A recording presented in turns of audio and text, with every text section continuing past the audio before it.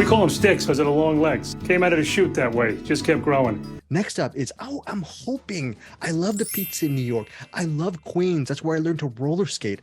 Unfortunately, I did not get this Somewhere in Queens, which it stars Ray Romano, and I believe Laurie Metcalf's in it. Is this movie any good? Bruce Purkey, let's start off with your description of it. Is it worth watching in theaters? We love Ray Romano. I don't know if you love him as well or love this movie.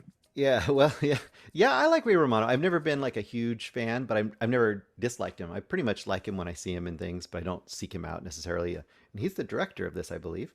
Yeah. So yeah, he is, as you imagine, he's in this kind of large Italian family in Queens. He works for this kind of they could do like is it like construction and landscaping and stuff. I forget exactly, but he works with his family on that crew. He's kind of the uncool member of the family. They kind of look down upon him as kind of he's not as cool and awesome as we are. And then take it a step further, his son Sticks, he goes by Sticks because he's tall and skinny. His son Sticks is almost silent. He doesn't talk to hardly anybody, but he's really good at basketball, and that kind of is his dad's pride and joy. And that's kind of your basic setup to kind of meet the family. And the basic idea is Ray Romano's trying to kind of live through his son's life. Maybe he can get his son to break out of the family kind of blue collar lifestyle and get his son into college because of basketball. And there's a whole thing with his son falling in love with a very kind of a firecracker girlfriend who's kind of from the other side of the tracks, meaning she's a little more white collar.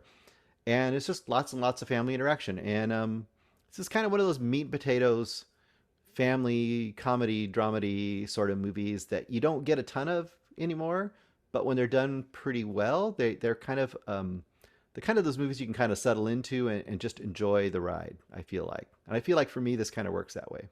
Yeah, it's sort of a linear thing. If that's what you're looking for, you're gonna find it pretty much with this movie. Yeah, and it's got characters that you kind of care about. It's got some pretty humorous moments. This is the kind of movie that, in its best iteration, is Moonstruck. You know, and as its worst iteration, I don't know. I don't have a really bad one to describe to you, but there's really bad versions of this. And then this one I would say is kind of right in the middle. Like you can kind of settle into it and enjoy it, and if you're liking the characters, you'll enjoy the trip. And there's a few turns and twists along the way with the characters, and you do get some actual character moments, which are kind of nice as well. This feels like a solid recommend from Bruce Purkey. Where do you stand on this, Eric Holmes? Well, so water is wet, planets will orbit their star, and Laurie Metcalf will turn in a great performance. These are three things that are always, always true. I actually love this one. This one's actually really similar to Joyland in the fact that a lot of the characters in this, pretty much all of them except maybe one, are kind of garbage humans. But this one has a lot more humor to it, so it makes the medicine go down a lot easier. The it's really funny. When Ray Romano does certain things, or the family reacts to certain news, like Laurie Metcalf, Angela, she acts a certain way towards her son, and like everyone's kind of doesn't have everyone else, their family's best interest, the people they're supposed to love, they don't have their best interests at heart, and they're all kind of bad people trying to work things out, again, human things. But I think where this works a lot better than Joyland for me is it has humor. It takes those human moments and like makes humor at it, whereas Joyland just gets, oh man, even just talking about it's breaking my heart.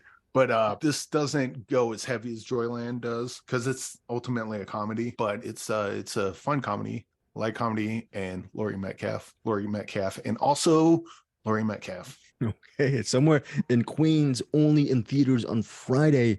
Let's start off with Bruce Purkey. Your rating on this film? I'm gonna go 3.5 stars. I had a lot of fun watching it. I would recommend it. This is definitely like I recommend it to a mom and dad too. Like this is the kind of movie you can say, hey, let's all watch a movie, and watch it with them, and they can enjoy it.